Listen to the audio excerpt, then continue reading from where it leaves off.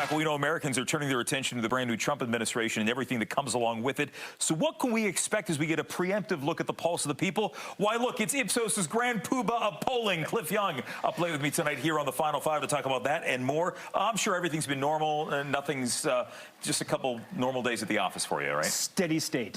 Steady state. All right, so let's break down. Let's look at some of the numbers you have so far. And first things first, we always focus on the first 100 days. That seems to be the standard metric that we measure every administration by. Yeah, because, you know, we know based upon history, and we're going to show some data in a little bit, that presidents going in have high approval ratings the first 100 days, first six months, and after that, they drop. Right. And so that's the window when they can really push forward their agenda. All right, so here we go. And I think this is not a surprise there. Number one's inflation. Yes, inflation, inflation, inflation. That's what Trump won on. That's what Americans want to have dealt with. It's more difficult, right? He doesn't have control of so many levers. The second issue, immigration, which is really important for the Republican base, I think we're going to see a lot of movement early on when it comes to specifically to inflation. And when you look at these numbers, immigration. When you look at these numbers all the way down, this is what President Trump says he wants to see on day one, putting some of these tariffs in effect, but only 1% of people say that's something they want to see him focus on that early.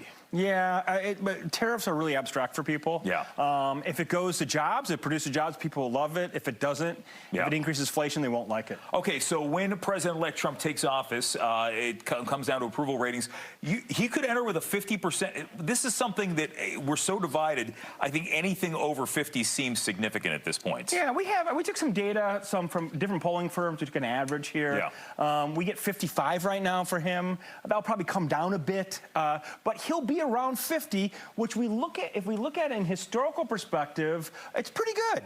He's probably about at average, a little bit below average. Look at where he was back in 2020 is at 41%. So ultimately, that first 100 days, he's starting off probably in a pretty good place. I think what's surprising as I look at these numbers is you have Joe Biden at 57%, but you go back to H.W. Bush or George W. Bush, Richard Nixon, Jimmy Carter. Barack Obama's at 65 100 days in. That's a hell of a honeymoon to have. Yeah, but he was a unique figure, the first black president. Yeah. And so, you know, being in the 50s is probably where we're going to be specifically. But he's in a better place. That is, Trump is in a better place than he was the first time around. But there is the fall off. There is the fall off. There is, the first 100 days. You know, exactly. And this is what we have. These are averages over the last 70 years. We took an average of all the polls of all the presidents, and we look here. The first day, they average about 62%. The first 100 days, it drops by about 3 points, and by 6 months, it drops by 5 points. Obviously, you know, 10 years ago, 20 years ago, 30 years ago, our approval ratings were higher. Right. They're going to be lower. So once again, this first 6 months, 100 days is really important for a new president. All right, so who is most excited and who supports Donald Trump the most when he goes back into office? Yeah, we're looking at sort of favorability scores by different demographics. Republicans obviously love him. That makes total sense.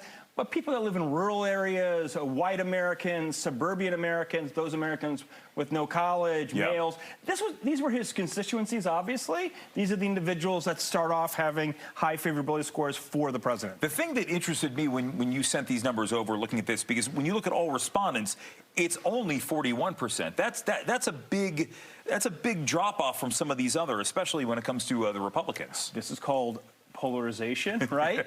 And a 50-50 country. Yeah, that is fascinating to see those numbers and how it breaks down a little bit.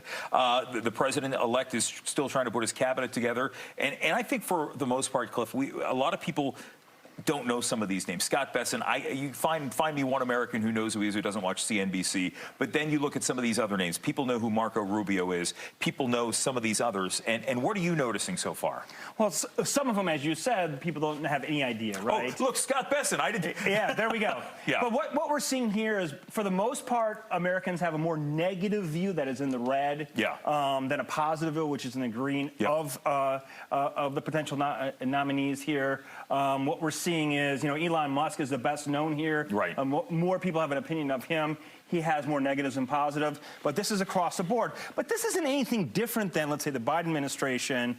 Once again, we're a 50-50 country. Half the country loves you, the other half hates you. Do you think when you get to some of these numbers here again, the people that not many people know of, Lutnick and Besson and Doug Collins, is this a matter of maybe people just giving a response just for the sake of giving a response, or do we really think that there are people that have favorable or unfavorables about people that otherwise are not well known? Well, here we take, once again, Scott Besson. You probably have 27% of the people have some sort of opinion, positive or negative. The rest don't know. Yeah, that's interesting to see how that all works out. And I think, again, as you mentioned, we are just so polarized that sometimes some of these numbers and some of these names come out, and we see people conditioned to think one way or another. Yeah, we got to put it in context. Okay, so what are we going to learn after the first week, after he takes the oath of office? I mean, are we going to see things massively change, or is it going to take some time for this all to flesh out? It'll take some time, and really we're going to have to see what he does. Yeah. He's going to have something to do with deportation. Right. Obviously, that's a big issue. Tariffs is another big issue. We'll see what happens and how people react. Cliff Young joining us on that very snowy night here in Bethesda. Good to see you, my friend. Yeah, it's awesome. Thank you. Final Five is back after this.